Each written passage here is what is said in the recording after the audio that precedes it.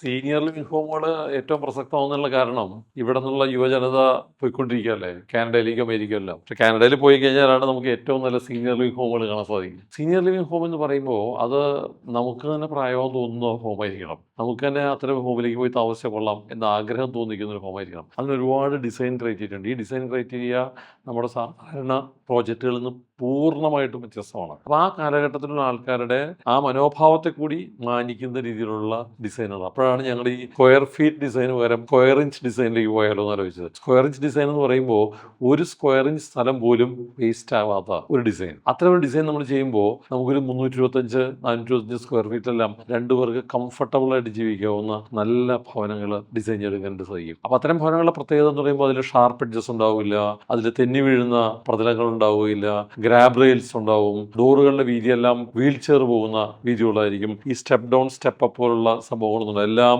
ഒരേ ലെവലിൽ നിർമ്മിച്ചിരിക്കുന്ന വീടുകളായിരിക്കും. ഒപ്പം തന്നെ അതിനകത്ത് ഒരുപാട് ഫെസിലിറ്റീസ് നമ്മൾ ദൈനംദിന ജീവിതത്തിൽ ഉപയോഗിക്കുന്ന മുഴുവൻ സാധനങ്ങളും വയ്ക്കുന്നതിനുള്ള കൃത്യമായിട്ടുള്ള സ്പേസ് അലോക്കേഷൻ അതിനകത്തുണ്ടാവും. അങ്ങനെയാണെങ്കിൽ മാത്രമേ നമുക്ക് ഇത്ര എഫിഷ്യൻ്റ് ആയിട്ടുള്ള വീട് ഡിസൈൻ ചെയ്യാൻ സാധിക്കുള്ളൂ.